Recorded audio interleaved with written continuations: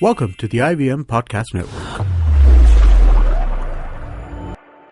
The Rotormouth podcast is an IVM production, and if you enjoyed this episode, you can also check out the other awesome shows like Simplified, a show that explains intense topics from around the world, a show that simplifies it for you so that you can appear cool in front of your friends. Hi guys, welcome to the Rotormouth podcast. This is Sanjeev here. And this is Tushar. Hi Tushar, what are we talking of today? We're talking about a lot of things, yeah. Have you started riding on your two-wheeler as yet? Riding on my two-wheeler? Yeah, I mean, commuting, coming to the podcast, etc. No, I'm not coming to the podcast because of the rains. I mean, I'm feeling lazy to wear that whole raincoat and all of it. Oh, how sad. Yeah. I mean, I want to start doing it because I think it makes more sense. That's what everybody says. Yeah. Anyway, so this week, Honda Cliq. Have you heard of it? Yes, very much. Very interesting looking scooter. The Cliq is, correct me if I'm wrong, but this is basically just like the Navi, right? It's an Activa with a different body and different styling and sort of... Something like that, yeah. Yeah? Yeah, something like that. And it Honda's made a little bit of a noise around it. Yeah, I noticed. I think they took a whole bunch of journalists to Jaipur? Yeah, I think they... to ride it. And... so people were doing burnouts in the sand and stuff like that. Which is very interesting when you think of a scooter doing all that. Yeah, scooter doing burnouts in the sand. Although I don't know why you would do burnouts in the sand, but apparently in their infinite wisdom, some people decided to. No, I think it's also to do with the fact that they're trying to make scooters cooler now. You know what? I'm glad you mentioned it. And I think this is probably right. You were mentioning somebody in your building asked you for advice on a scooter. Yes. And he asked you specifically about the Honda Cliq. Exactly. And he is currently... riding an Activa. Right. So here's my view about scooters in general. We have had a larger scooter, a scooter that tried to break, the boundaries with the kinetic blaze. Do you remember that? Yes, very interesting scooter. Yeah, so the big red one. I had it for 10 or 15 days. I was riding it for a while. It was very interesting looking. Yeah, it was interesting looking, and I think it was a larger engine as well, right? Yeah. What was it, a 175? 175cc. Right. So, obviously that has been tried in India, and I believe that scooter did not do particularly well. No. I can imagine it was probably a little bit ahead of the times, and it was... I was going to say that. It came far ahead of its time. There wasn't enough noise made about it. Right. And I don't think the market was mature enough for that kind of scooter. And of course, it wasn't, it wasn't coming out of one of the big boys. It was coming out of one of the smaller players, so obviously. Was this around the time Aquila and all came out? Was it the same time? I think so. This was... the Comet, Aquila, all of them were around there the same time? Early 2000s, was it? I think so. Probably. Yeah. Anyways, my point is that we tried something different back then. Somebody tried something different back then. It didn't work. And then for the last, decade and a half, we've just had essentially the same mold. You've got either a metal body or a plastic body. And you've got like a 100 to 150cc engine. You've got an automatic transmission of some sort, a variomatic or whatever. And, you've got two brakes and accelerator, and that's about it. And that's essentially the formula. Nothing wrong with the formula. Obviously, it works. I mean, the kinetic Honda, you remember that? You just mentioned it.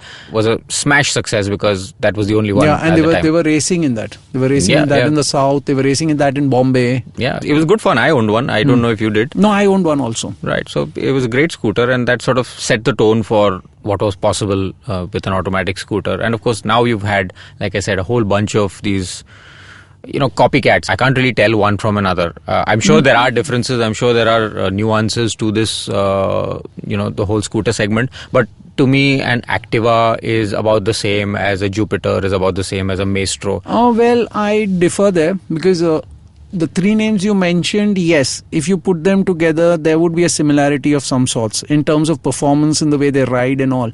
But when you see the Yamaha Facino, you see the new Aprilia that you were just mentioning. Right. I feel scooters now are going beyond the regular segment of people who buy scooters. Earlier, scooters were point A to point B. Right. Now what's happening is a lot of people are using it for even longer commutes. Right. Because one is, it's far more convenient. Again, we've touched on this in previous podcasts also. It's about riding geared vehicles versus non-geared or automatics. It's far more comfortable. Right. And scooters, their suspension and their brakes and all have improved dramatically. Maybe not as much as motorcycles, but they've improved a lot in the last while. Right. Essentially, I think the market is ready for something different. And I think Honda has been, for me, surprisingly brave with in the recent past with the Navi. and now with the Cliq. I mean, those are two vehicles that are totally out there. I mean, sure, they're scooters in name and generally in the same ballpark as the competition, but there's nothing else out there that looks like that or has got the weird and wonderful stuff. Like, for example, the Navi, they've got these different models, which, like, there's actually, you can actually buy an adventure model Navi with a little storage box in the bottom and kind of sort of fake camo kind of all over the place. It's cool. I've seen like young college kids, and I think that was one of their intended target audiences. I've seen young college kids riding around in it, without a sense of irony. I mean, a lot of people would have suspected that this scooter will be a tough pill to swallow for people who are, for kids who are into it for the machismo. You're young, you want to have something fancy. I think also that's a changing trend. Yeah. Also, this is, in a way, if you look at it this way, it's a changing trend of how kids are reacting to vehicles. Like you rightly pointed out, it looks different, it behaves different. Yeah. So they've done that. And also, I think Honda is now, maybe this is too premature, but I think they're all testing the waters to see if they can bring in the slightly bigger models. You think so? Because I think if whoever's brave enough to do it first may face a bit of opposition, but I think the market is now ripe. Seeing how the market for bigger bikes has started picking up slowly. Scooters will be probably slower than that.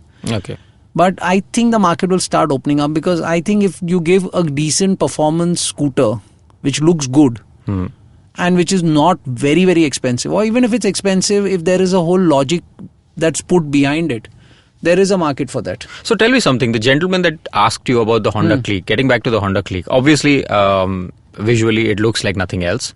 Unlike the Navi, which is more like a motorcycle, with a central beam. A smaller motorcycle. Right. This one, the Cliq, is a proper scooter. It's got that area for your legs and whatever storage or your Labrador or whatever else you want to carry there. And of course, it's got those funky vibes that come from the Navi. It's got a little bit of that design language also. Coming back to the gentleman who asked you about it, he's an Activa owner and he's bored of it. When he says bored, what do you think he meant? Bored, I think what happens is, I think after riding it for 2 years, I think probably, and there's nothing wrong with the Activa, but like you said, there's a standard performance on that scooter. Day in, day out, when you ride that scooter, there's nothing that excites him. Right. Probably. And in his case, it probably doesn't excite him. So he's now looking for something which firstly visually looks different from the Activa. Yeah. Probably performs a little differently. And also gives him a little bit of a thrill when he's coming back or going through his daily commute. I think that's the only thing, because I didn't really stress on it. Because I tried to ask him, what is it that bores you? He says, look, the Activa is great. There's no problem with the Activa. And I tried to tell him that the Cliq is your regular 110cc Honda engine. He's saying, no, it's probably a little lighter. He says, I've been reading stuff about it. Right. So I said, okay. Okay, and this guy is not an Enthu Cutler in terms of automotive? No. So these guys are reading? They're reading. Wow, that's good. Now, reading or seeing, I don't know, but he's... That's okay, we got both covered, yeah. Yeah, we both got covered. So he says he seemed pretty impressed. He wanted to know. He says, should I buy it? I said, yes, it's a Honda. You can't go wrong. So I said, cool. So I think that's what I got out of him. But what boredom he meant, I didn't really get to that. Okay. So here's my best guess about this. There's been a whole bunch of scooters, and now pretty much everything looks the same. Everything rides the same. I'm sure you've got variances in mileage of like 5-10 kilometers. Probably not even that much. 4-5 kilometers per litre. Everybody's got to be in the same ballpark. They all work the same. You twist the throttle, you go left side rear brake, right side front brake. The Cliq actually has a combined braking system, which is good. I believe the combined braking system is now going to be legally mandatory for scooters. So they've got that sorted. So if you press the left lever, which would typically activate the rear brake just like a bicycle, this one also activate the front brake. Yeah, it comes with equalizer technology, as we noticed and we read about. Yeah. So good, safe scooter, lightweight, like your friend said, your neighbor said, it's 102 kilos? 102 kilos. Curb weight. Yeah, curb weight, and available in 4 colors. Yeah. And when it's priced at 42,499 ex-showroom Delhi, it seems like a good deal. Is that cheaper than a typical metal body Activa? It is, right? It is. This is interesting. So now we've got the same scooter effectively, even in the Navi, in the Cliq. You essentially got the underpinnings of an Activa, but it's cheaper. Yeah, it's cheaper. And also, you know what they are emphasizing on, which is what I read, is they have this thing called block pattern tires, which is an industry first of sorts, which gives extra grip on patchy roads. I think that's probably why they had the press ride at the sandy. That areas explains around why it. they did what they did. Okay. So you think this has got more of a rural kind of target audience as well? Absolutely. Is it a plastic body? It looks like a plastic body. It does. I think it's got a rural and a B-town target audience. Mm-hmm. But if they get people, if like my neighbor was asking me about it, if they get that kind of audience, the active audience to come and buy it as well, it'll be a big plus for them. Yeah, I think so. The Cliq looks like nothing else, which is great. My view is that your neighbor or pretty much anybody else who's using scooters, typical automatic scooters for short distances or even longer commutes, even if you're doing cross-town stuff, ultimately this is going to be a utilitarian device, right? You're getting on it, you're twisting the throttle, you're getting off. Hopefully you can lock your helmet into the storage area and it's a convenience. There isn't going to be too much to excite you. Honestly, this is my view. There isn't going to be too much to excite you about these things. Even for example, the Aprilia SR150 and the race edition. I rode the race edition recently and it's still an automatic scooter. It rides a little bit better because it's got better suspension and brakes in front. Another important thing I saw about the Cliq, I'm not sure what the specs are, but the seat appears to be a little bit lower than typical scooters. Did you notice that? Yeah, I noticed that, and that is a good thing. So here's what I think about scooters in India, and I don't understand why nobody's got it right so far. Maybe the Cliq will, maybe that'll be a heralder of things to come.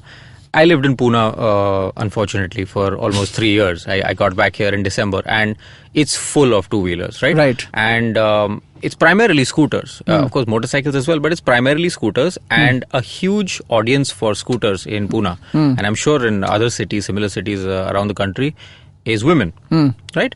Now, the average height of the Indian woman doesn't seem to be taken into account in the design of these scooters. Typically what you will see, and I helped in my 3 years there, I've helped at least 2 ladies up from the street because they were trying to take a U-turn and they were on their tippy toes because the scooter is too tall for them. And it tipped over. And if you're going to make a scooter for an average height of 5'8" or 5'9", so I'm very comfortable. There is no scooter in the market that is a problem for me. But I'm pretty sure that doesn't hold good for a majority of the female market. Very interesting point. So what I've noticed is that the scooter design does not, in India, most of them or all of them, I can't even think of a scooter that is particularly comfortable for people of a lower height. And I think the Cliq actually might get that right. The seat height does look actually a little bit lower, which would be a game changer really for people who are shorter. I don't know why scooter manufacturers haven't looked at this before. So that's probably the reason why Honda has made such a noise about it in the launch, because if everybody, like I was talking earlier, my neighbor could mention it and talked about it, so it's going across the enthusiasts and people who would typically watch a review. So Honda is probably now thinking of looking at it in a very serious way and saying that this is going to be a very big market in the future. So Honda Cliq available now at 42,499 ex-showroom Delhi. Funky colors available, looks like nothing else, block pattern tires. Absolutely. Go check it out. Okay. And we'll catch you after the break.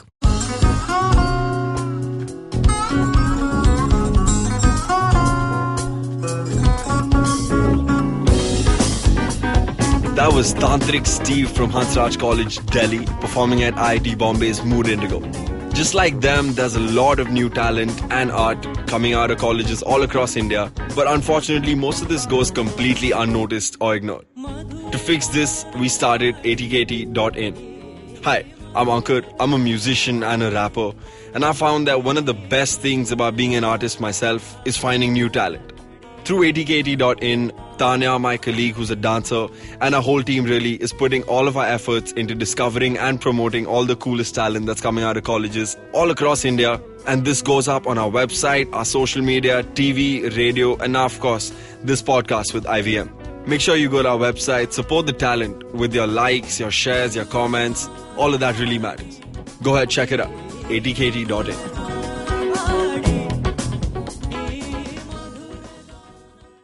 And we're back. Hi, Sanjeev. I said we were back and you were looking the other way. I was? Yeah, that always happens. Sorry. How was the toilet? No, I didn't go to the toilet. Are you sure? You No. said you were having some problems No, today. no. Yeah, that I'm having. But if I go for that, I won't come back for 20 Acha. minutes. Okay. And this studio is booked for other people also. Yes. They can't be sort of dependent on your bowels. No, I hope not. That That would be a little creepy. Very, very. Sounds creepy. Okay, anyways. Okay, now we are talking of the Skoda. Skoda. We love Skoda. Skoda. Skoda are our friends. Yes, and we are talking of the facelifted Octavia. Yeah. Okay, as you know. What do I know? I don't know. They didn't ask me. They didn't ask you. No. No. What are your first memories of the Octavia? So, Skoda. Like driven it, owned it, had friends who owned it. Of course, I'm sure Octavia has been around in the market since when? Since 2002. 2002. I remember very distinctly, at the time I worked for one of the earliest digital media and technology media companies, and we had an expo of sorts at Goregaon, and a couple of car manufacturers were also participating in the expo. There was So this was a smaller version of the Auto Expo. No, not really. It was a technology expo, really. There was not much automotive involvement, but there were two cars there. One was the Ford Mondeo, remember that? Yes, absolutely. And the other was the Skoda Octavia. Okay. And I do remember at the time people were more interested in taking the Mondeo for a spin because it looked a little bit nicer. And the Octavia was, it was an acquired taste at the time. You remember what the Octavia looked like when it first came out. It was all squared off and very tank-like. Visually, it may not have looked as good as the Mondeo, but obviously it was a absolute blockbuster for Skoda. And it's never really gone away. And I think... Fun fact, the Octavia is probably the fastest car I have driven between Mumbai and Pune. Okay. And this includes, the exotics that we quite often had while I was shuttling between Mumbai and Pune. I'm sure this is different for other people because I'm not really a particularly aggressive or good driver. But what I noticed about the Octavia was the current version, not the updated one that we're talking about, but the one that just exited the market, which was, I think, it started in 2013. 2013. It just got so much right. I remember we had a long-term Octavia, which was a silver-colored diesel. And just the ride quality, the way the engine made power, it was a manual diesel, the way it made power, the stuff that you had in it. I was finding it hard to complain about the interior, the features, the ride quality, the speed. I just found myself being so comfortable in that car for long distances that I could very easily do Mumbai Pune in a solid slightly above 2 hours, end to end, office to home or whatever, and it was just comfortable. You didn't need to worry about every little joint in the road, every seam, every pebble, every pothole. It just basically rammed through everything, and it was fast enough. Like with that diesel engine, you had torque everywhere. It felt nice using that manual transmission. I really miss that car. Yes, and like your memories, I have great memories of the Octavia because I first drove it in 2005, and I had a friend who loaned it to me for a few days, and for I think a week I was driving it around. Very interesting because, like you said, firstly the performance really hits you. Interiors and all at that point, the kind of cars I was driving, this felt far more plush than whatever else I was driving at that point. And after spending a week in that, I distinctly remember telling my friend I can understand why this car is doing well and will do even better going forward, because one was I felt what they got right then was they actually let word of mouth make the car a success. There wasn't really too much of advertising happening at that point because I don't think they had great budgets or anything to talk about, and this was a blockbuster beyond what they thought of. And then having driven the RS, which was a performance beast, you know, that again took the game up a few notches, and even till date it has that whole cult following. Yes. So when you talk of the Octavia, and actually I have a cousin who owns an Octavia till date. He owns the older model and he's in love with it. He spends a lot of money maintaining it. But then he says, I don't want to, sell it for anything else. That was a bugbear, I do recall. And I think I have friends who have those original RSs among other models of Octavia. And it is a little bit pricey on the maintenance side. But again, even the petrol, that 1.8 TSI, I loved that. I drove the previous generation Laura with the 1.8 TSI petrol engine. I think it was 160 odd horsepower, and it was just a stormingly good car. I had so much fun in those cars. And so now we've got a facelift of the 2013 model. Right. So what do we have here? See, like we have read, this comes with a new split headlamp cluster. I noticed that. Frankly, I think it looks a little bit weird. Yeah, it does. Not for everybody, I think. Acquired taste again.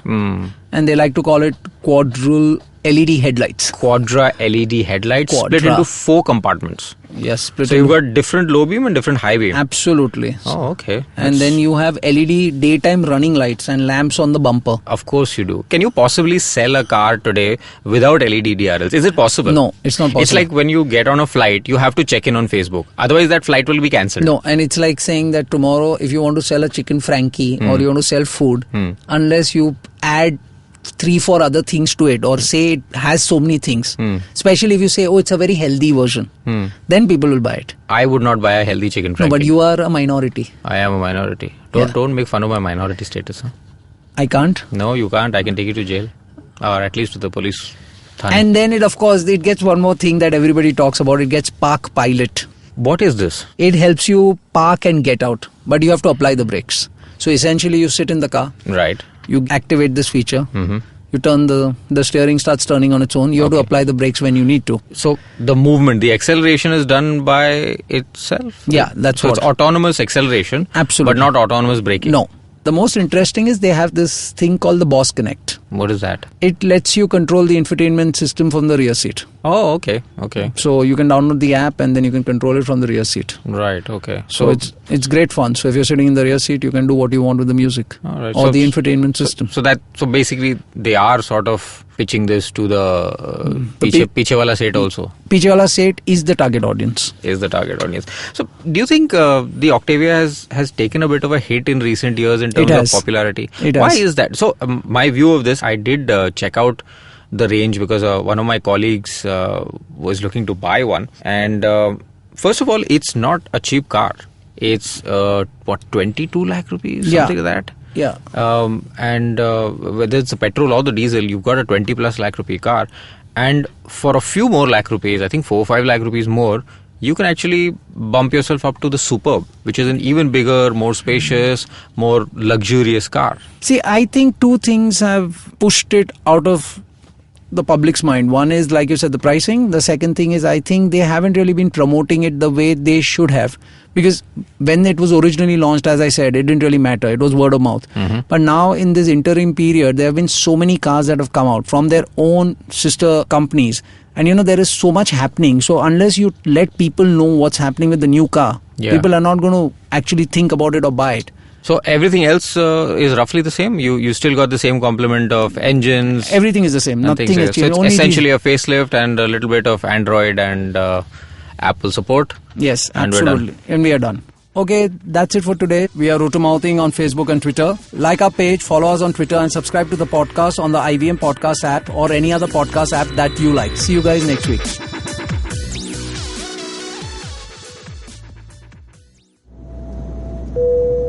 Good evening, ladies and gentlemen. This is your captain speaking. Sorry to say, but there's been a slight delay due to the apocalypse having suddenly begun.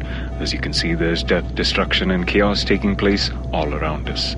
But don't you worry, food and drinks will be served shortly, and I would recommend checking out IVM Podcasts to get some of your favorite Indian podcasts. We'll keep you going till this whole thing blows over. Thank you.